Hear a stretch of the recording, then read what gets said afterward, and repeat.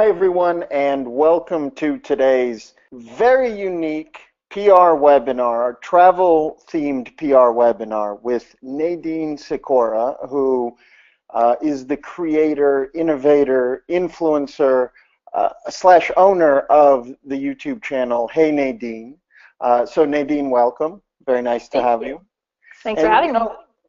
It's our pleasure, Nadine, and normally, I'll be honest with you, we typically have travel media, members of the travel media, such as Bloomberg's travel editor and other folks. And very recently, our audience said, look, traditional media is great, but you guys are missing out on influencers. You are missing out on YouTubers who are just typically one or two person shows with massive reach, massive expertise, and who've completely changed the game. And we thought about it and said, you're right. And so we emailed you, and you were nice enough to accept. So thank you, Nadine. Appreciate your time today.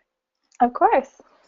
And we have a 45-minute event today. Our audience is largely PR professionals within the travel industry. What we're going to go ahead and do is 30 minutes of Q&A between you and myself, and then audience members, we would love to take your follow-up questions after that. So with that, Nadine, can you tell us about yourself and your professional background? So I am a travel videographer. It is my main area of expertise. So being on YouTube, I create travel videos.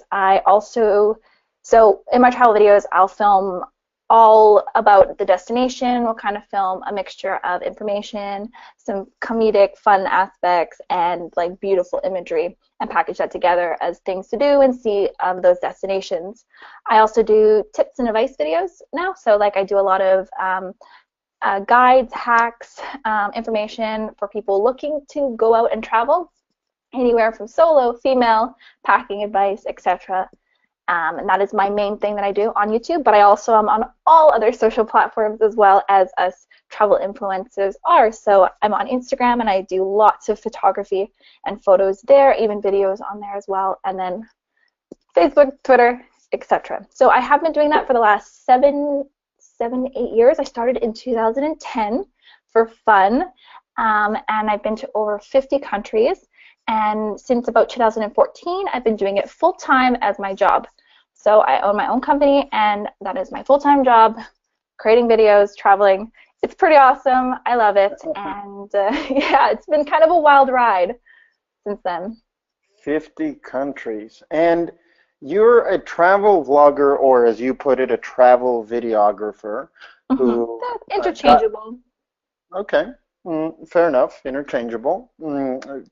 You're a travel video person who got involved with YouTube, as you mentioned early on. How has your experience as a creator evolved since you joined YouTube? Well, social media, all platforms have evolved a lot in the last few years. When I first started YouTube, again, I started it for fun. I started it as a cool way to share my travel experiences. I started as a traveler that wanted to make fun videos. Since the last several years, and how it's changed is it's become a lot more monetized. It's become a lot more algorithmic. There are do's and don'ts. There are a whole list, all courses on what you should do. There's a whole business aspect of it. There's a whole branding aspect of it, which I never, like when I first started, I was like, branding? I was like, I'm just putting up silly travel videos. So it's a lot more professional. It's a lot more calculated. It's a lot more business orientated. A lot more goes into it. You need to have better skill sets. You need to do a whole lot more behind the scenes now than you did when I first got started. I was a little bit lucky that I got in at the beginning, and I've kind of learned and evolved as the industry has changed and as the industry has evolved. So that's kind of been the difference. But I started as just for fun, as a hobby, and then I kind of just transformed it into my career and what I do now.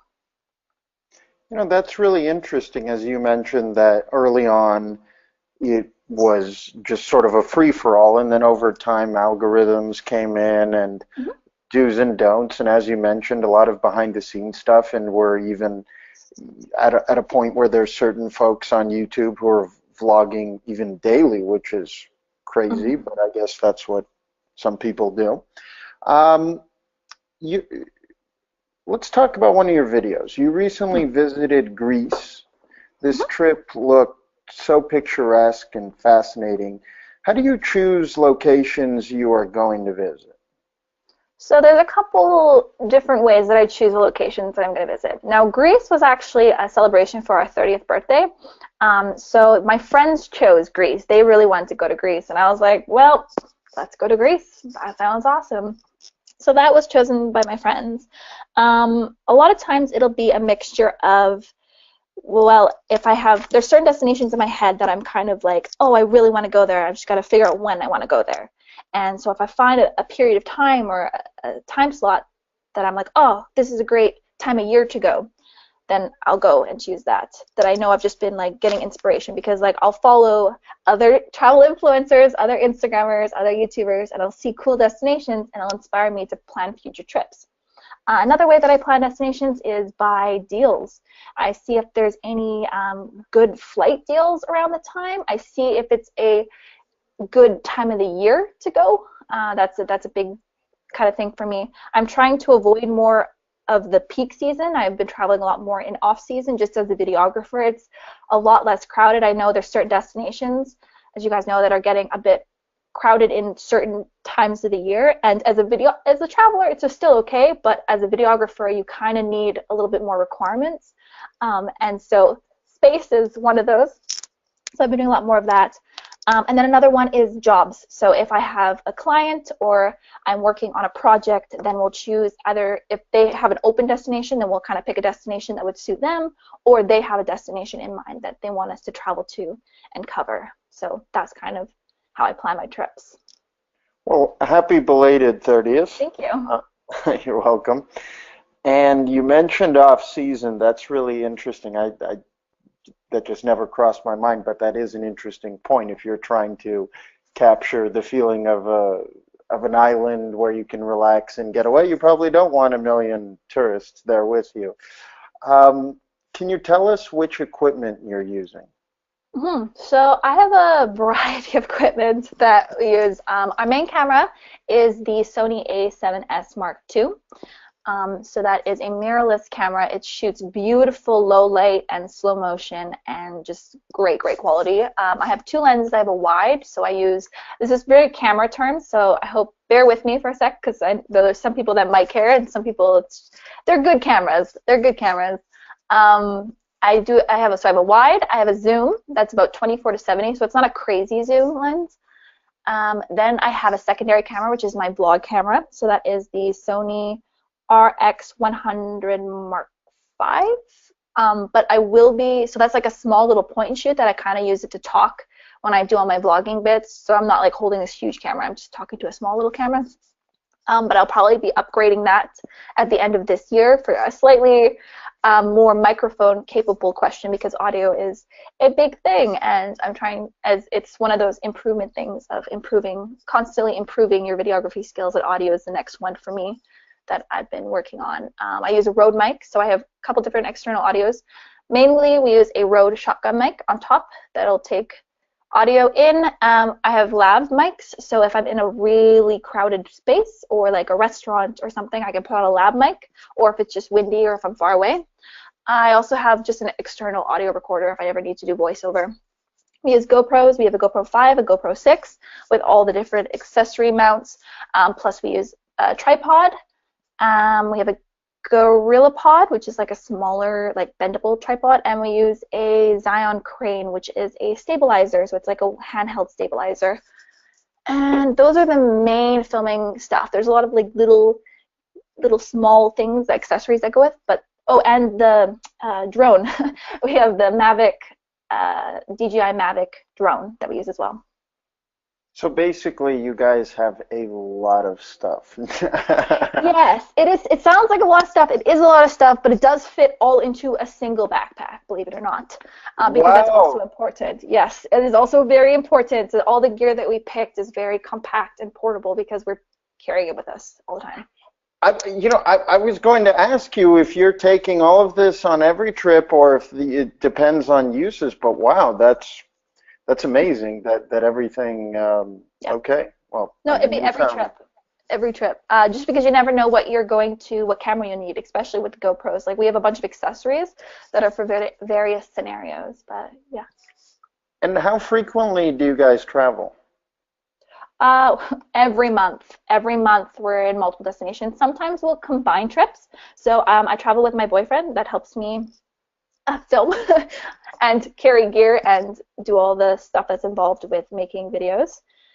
But we travel every month and multiple times each month. Sometimes it's for shorter trips, but sometimes we combine trips together. We'll kind of schedule them back to back because it just makes sense if we're flying to multiple destinations to not just go back and forth from home, because that's the one part of travel that gets really tiring is as an like as a videographer, as an influencer, it's just the back and forth flying. It gets and the connecting flights. I like airports, but that's a lot of airports. So yeah, multiple times each month. Okay, well, sounds like an exciting life. So, most influencers, YouTubers work with, on the more popular end anyways, work with a wide range of brands. What is your policy when it comes to brands and vetting various offers that come in? hmm So we work with a lot of brands as well, and we get a lot of requests from different types of brands, and we do vet them quite well because um, there's kind of a three case scenario that I follow when I pick brands. One is my audience going to be able to use this product or brand? Like, are they going to receive value from it? If it's like a destination, then, well, destination's pretty straightforward. It's showcasing and showing them this new cool place. So it could inspire them if they've never thought of that destination. That's pretty straightforward. When it comes to like hotels, etc., it's well, would they visit this hotel? Would they want? Is this something that they would themselves would actually do or actually purchase, because that's pretty important. And when products are the most difficult one that I find with integration, and I'm a lot more pickier with products. So if it's a specific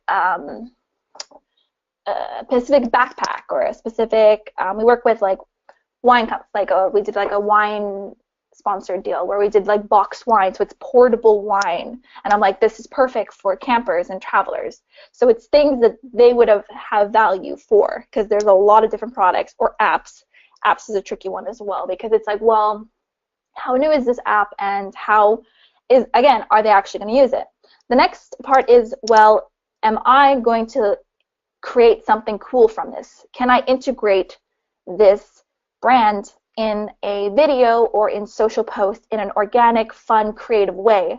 And normally I'll know right off, because I've just been doing this for so long. I'll know, and I'll think of the idea before I even agree to working with the brand. So it's not just selecting the brand, it's selecting the idea of how we're going to integrate it. Because if I can't see how I'm going to integrate it naturally in a video or in a social media post or a photo or etc., then it's not going to be a good collaboration. The third one is the brand going to receive value from this? Because that's, as I'm sure you guys know this too, you want to receive value. And as a creator, I'm not just going to like work with you if I don't see you guys receiving value in being exposed to my audience and being exposed to my travel community, because that's not a very good relationship. So filling those three requirements are kind of number one. And then it's just brands that resonate with me, brands that I would use, trips that I would experience. You kind of know after a while if it's a yes or no. So those are how I pick. Audience members, please submit your questions, any follow-up questions, and we'll be sure to take those at the end.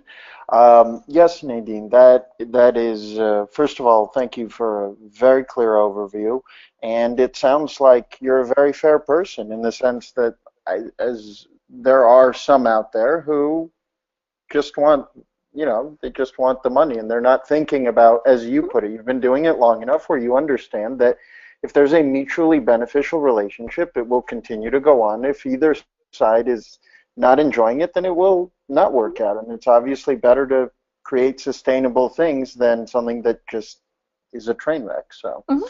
And very for interesting. longevity too, right? So like longevity as a vlogger, again, I've been doing this for a while. People just getting into the scene, like your audience trusts you and your audience follows along with you, and you know what you learn what they resonate with, like what can they watch and just be totally like cool with. Like they're happy that you're working with companies because they're happy. Like my audience is generally happy when I do sponsored content because they're like, oh, this is so cool, you're getting to work with them, etc. Because I present the content in a good way that the audience is still getting value from it. So that's why they're cool with it. And you mentioned the way that you present it as cool is that part of your vetting essentially, for example, looking at for as you mentioned the wine or something portable or something that would fit on a trip rather than something awkward that just doesn't fit your genre. Is that what you mean? Yes, so vetting is, yeah, and fitting.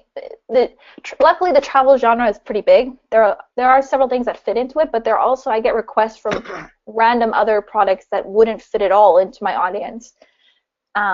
So yeah, it's vetting to make sure that it fits with you as a brand as well.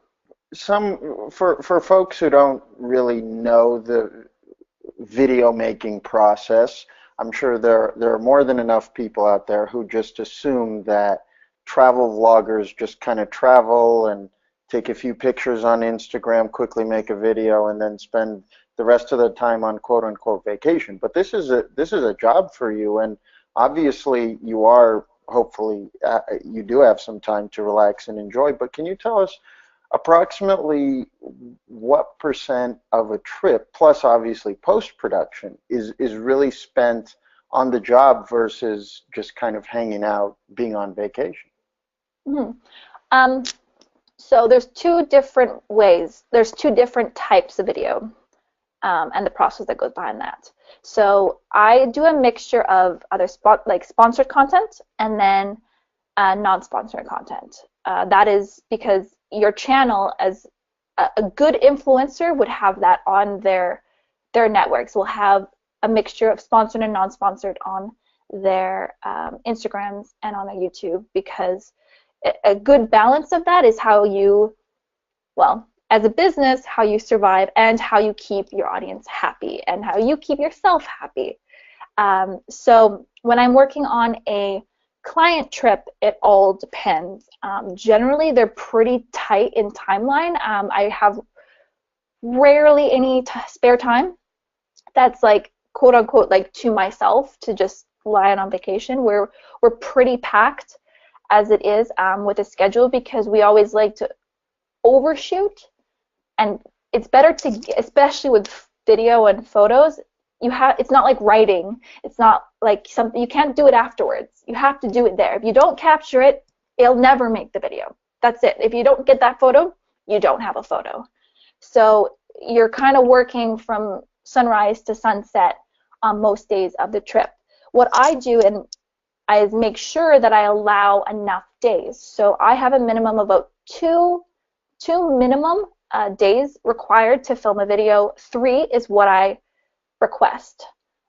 But I could do it in 2, but it's really tight and it depends what it is. But I like 3 days to film a video. So that I make sure that I have enough time that we can get all the shots that we need. And if we have extra, great.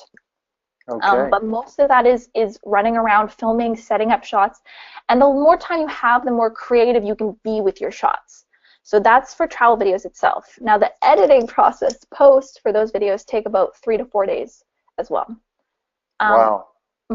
So that'll be for like a client video. So it's about a week. It's about a week for a video to be made to the quality standards that we like. Like that's my personal quality standard that I present and I'm proud of and I enjoy, and I know that the client will get an awesome video from. Could I do a video in a day? Yes, of course. Could I edit it in a day? Yes, of course. But then that's the quality of video that you're getting. And that's something to remember too if you're working with influencers and when they ask for time and when you press them on specific timelines, that's a short period of time is a shorter time to work on the product, like the product. How frequently are PR folks and other brands reaching out to you? I'm reached out to every day. Not all. It's not always been like this. I used to reach out a lot more, like back in 2013, 14, like when I was just trying to transition from doing this part-time, just for like fun, to a full-time thing. I was pitching a lot and I was reaching out a lot, but now I get reached out to pretty much every day. There is a request for something. I mean, they definitely don't all pan out, and they're all various different types of requests, but yeah, quite a bit. Wow. Well, that must be a nice feeling going from having to, on top of make videos and post edit and everything else, to at least being in a position where you can field offers. And as you mentioned, they don't all work out, but at least they're coming to you now. It is very, I mean, I'm very happy and I'm very grateful for that and to be in that position, because I know a lot of people aren't. And I know a lot of people trying to get into that position. So I am very happy and lucky that I am in that position, and I'm very grateful for it. But yes. Well, congratulations. Thank That you. obviously speaks to your skills and your dedication. So, um, let's fast forward 5 years. How do you think that travel vlogging and influence will change? Well, 5 years ago, most of us didn't really exist, as a career at least. Like that's when it just started kind of exploding. I don't think it's going away anytime soon at all. And I'm sure a lot of you will agree with that. That it's kind of here to influence and well, influencers and social media as a marketing tool is not going away anytime soon. Anything, like especially what I've experienced, it's just kind of exploded and expanded, and it's still going to do that because that's where people are. That's where millennials are. It's where all my target demo is. They're online. They do their research online. They get their information online. They get their inspiration online, and they book online. I mean, there's other methods too, but a lot of them do that. So using influencers is a huge way to market them and market toward them. So it's definitely going to get bigger. But I think there's going to be a couple shifts in it. You're kind of seeing it already in certain areas of it. So travel vlogging, travel blogging, and let's say Instagrammers, Instagram influencers or travel Instagrammers, because I think those are your three main genres, and most influencers that you would work with will fall into at least one of those. Most of the time they kind of cross over, but they would fall into at least one, either a vlogger, or an Instagrammer, so photographer essentially. So I think that certain industries will get a lot bigger. Instagram is huge. Photography is a wonderful way to inspire and showcase destinations. So destination marketing, you're seeing it already. It's huge on Instagram, and I think that's going to really explode. Also because the cost of photography is still substantially cheaper and slightly easier. Not going to say it's crazy easier, but slightly easier than video making. So video always has that barrier. It's one of the reasons why as a videographer, there's not as many of us, because it is a more difficult thing to do. It's why also there's a way more bloggers. It's way easier to write than it is to film and produce video work. I think video is going to get more regulated. You're seeing it already with just with drones, for example, that there is a lot more restrictions. I've seen it too. Like when I'm filming in places, I'm having to get far more permits required. I'm really good with filming legally. I know some people are just kind of go guerrilla and they just film stuff, but I'm really good with it because I think of the long run, and I think there is going to be a lot, like it's going to get a little bit tighter, but I think video is still going to be huge, and it's still king because it's a powerful medium and you can story tell through that. So I think blogging is transitioning to video because it is a better storytelling medium, but I think Instagram and photos are going to be the most popular genre when it comes to travel, I think, in the next, like, that's how I kind of see it. Obviously, it's the future. I can't predict the future, But as you see, blogging is dying down a bit. It's a little trickier. There's just a lot of resources that are out there, but in certain things, but they're still, none of them are going to completely disappear. They're going to just grow. You know, you mentioned, so you mentioned a couple of things. First of all, blogging, vlogging, and then Instagramming, and that there are obviously crossovers there, because if you grow a YouTube channel, you don't have to be an amazing Instagrammer. Your audience will simply overflow into the Instagram, and obviously vice versa. If you manage to go viral on Instagram, which is very difficult, but has been done. That's very interesting. And you know, just to kind of add to what you were saying, on this webinar series, we had the PR director of Four Seasons, and then someone from Club Med as well. And they both said similar things. They said that once upon a time, there was tons and tons of traditional media in the travel space. And over time, it's disappeared. And you still have, of course, Travel and Leisure, and you have, you know, Bloomberg, and you have lots of it out there, but it is much, much, much thinner than it used to be.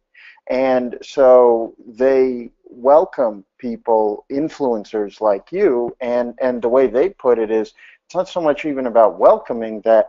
What other choice do you have when you are the new media? You are the new travel media. Now let's talk about beauty content. Beauty content in general is a very popular genre, but it seems like travel beauty is a popular subgenre of, I don't know, either the travel category or the beauty or both.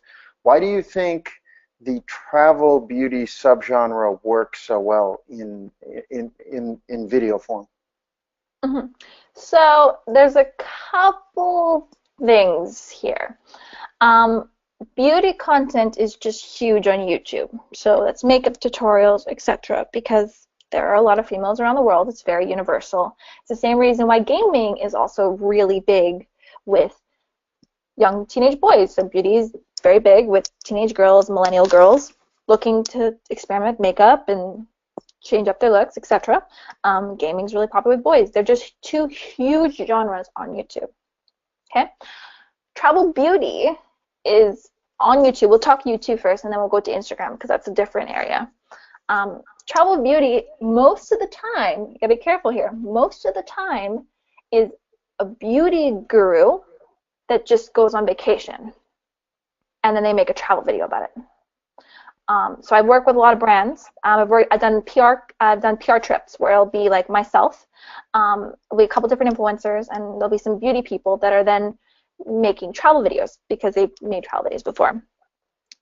And their travel videos are very different than a travel vlogger's travel videos, because a travel vlogger is used to doing travel. They're used to showcasing travel. They're used to talking about a destination. They're used to really making you experience what there is to do and see there. Whereas a beauty guru that's just doing a travel video is going to have a totally different take on it, because they're just kind of on vacation. They're experiencing it differently. That's not to completely say, I don't want to say everybody's like that. That's not to completely say that their videos will not be good.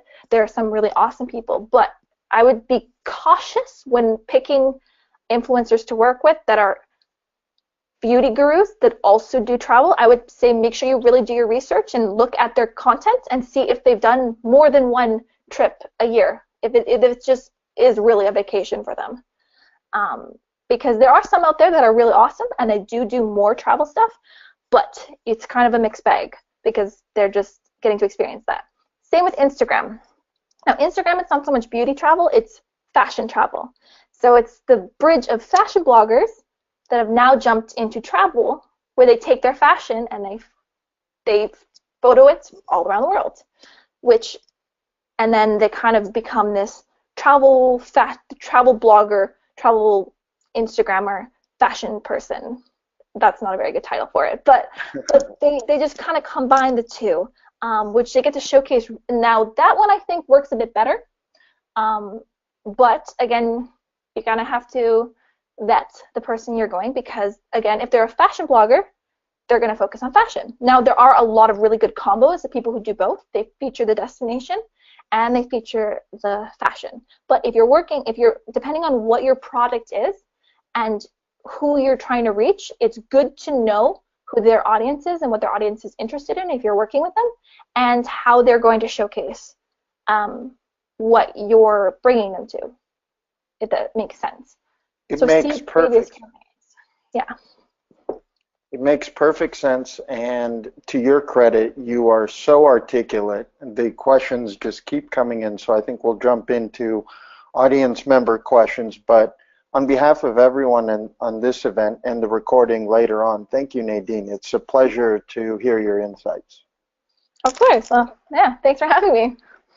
My pleasure. So our first question comes from Elaine, and Elaine asks, can Nadine give a few examples of destinations that most interested her and got a great traction with her audience? So that's part one. Well, actually, why don't we take part one and then let me hear, I'll read you the whole question.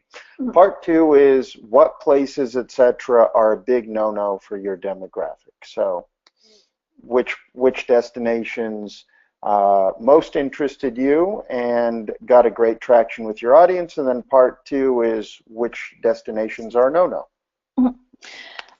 So I'll use one of my most recent trips as an example. This summer I went to Russia, so I went to Moscow and St. Petersburg. I initially thought that my audience would have kind of an adverse reaction because there's a lot of talk about Russia. It's in the news a lot. And it's kind of one of those slightly more controversial places to go. Not crazy controversial, but, slightly, it's a little bit different. And I thought that my audience I didn't quite know how they would react, but went to Russia, created some travel videos, and my audience loved it. They absolutely loved it. One of the things they loved about it was that they got to see a place that they really haven't seen a lot before. In that format, so in a travel vlog format, so not just on the news, but in a different type of way. And so they really, really loved it, and it resonated well with them. And I do find that that is true whenever I visit places that are typically not as popular. So Paris, for example, is a pretty popular destination. Most people have seen at least some sort of media about Paris. Most people, I feel like, have seen a picture of the Eiffel Tower. So if I'm posting a picture of the Eiffel Tower, unless it's the most stunning, beautiful picture that unless it's a really, really good piece of content, they're not going to get crazy excited about it. They could get crazy excited about something I'm doing in Paris, like if I'm doing a cool activity or event, but the destination itself, there'll be some people that are excited, but others might not be as excited and then it relies more on me to create cool things and cool content within the destination. So picking more unique destinations, picking destinations they haven't seen before, I always get really cool traction of that. Like if I pick a random if I go to like when I was in, for example, even when I was in Fiji, that was a good one. People were really excited about that because they really haven't seen a lot from it and they're interested in it. So places people are interested in visiting are cool. Places that people are from also do really well. Like we were in Bristol, which is in England. We did a video all about that, and there was a ton of comments and positive reaction of people that even live there and are like, whoa, I never even knew all this about my own city. Like you opened my eyes to all these cool things to do, and I didn't even know that existed. And they were really, really excited about that as well. So although Bristol might not be the most exciting destination like Russia, it's really cool because there's a lot of people that live there, and it opened their eyes to even travel in their own city a lot more. And then the second part of the question is, which places are a big no for your demographic? Well, going back to Russia, I thought Russia would be a kind of no, kind of like on the edge with my demo. They were fine. I've never been to a place that my audience has been like, no, why did you go there? So I don't actually have an answer where I would say no. I don't think my audience would I think the no comes from more or less, where is a big no-no for me to go? Where's a big no-no for me to travel? I'm pretty open, but I'm also very cautious and very safety aware, and I'm not stupid. um, so unfortunately, the world as it is you can't, there are certain places in this world that I know that I just can't go or shouldn't go for safety reasons. Maybe in 20 years from now, when I'm still traveling, that might be different. Maybe even 10 years from now, it might be different. So I never say no, but I think there are certain places that are just not wise to go to and that I have no desire. Like North Korea. North Korea is an example that some travel bloggers and other media, they want to go there for whatever reason. I just personally, I think there are enough places in the world that I can visit, and I just personally have no desire to go there. There are a lot of reasons why, but that's an example. So I'm not, like when I say visit like cool destinations or destinations that aren't showcased as much, I don't mean, you know, you don't have to go crazy with that. Okay, well, fair enough about North Korea. There's a follow-up question which addresses exactly what you were getting into there at the end of your answer, and it comes from Juan, and he says, "My country is beautiful but has security concerns." Um, let's see, where is it? Somewhere in Latin America, apparently. Can you talk about your thoughts about sort of borderline places? Mm-hmm. So when it comes to places that are borderline, um, we have to go, well, what is the reasoning behind traveling there? Am I traveling there because I want to go visit? Is it really cool? Or am I traveling there because I want to showcase it or talk about it to my audience because I think it would make good content? So I think looking at the reasoning behind why we want to go there is step number one, and knowing why. It's not just the sake of checking off like a checkbox of how many countries you've been to. I don't know what country Juan's talking about. It could be if it's Venezuela, sorry, if it's Venezuela, there's a lot more issues involved with traveling there than just safety, I think. So there's stuff like that. But if there's other places like Colombia, if it's Colombia, I don't know what country Juan's talking about, but if it's, say it's Colombia, I think there is a lot of misconception about a lot of places in the world, and we hear a lot about the bad things. This is true in anywhere. We hear a lot about the bad things, but there's bad and good in every single destination in every country, and I do think it is very powerful when you can show the good and when you can change someone's misconception about a country, especially if there is kind of a trickier one. But each country varies, and the trickiness is where you can get into a lot of trouble. If it's a political trickiness, is it just a pure safety trickiness? There's that's where the trickiness lies, is what lines, because yeah, it's as a blogger, that's when you step out of that role and you become, well, am I being an experimental journalist? Like, why am I going to that country, or what's my purpose there? And can I do good is it to raise awareness, etc.? I don't know if that answers your question. But.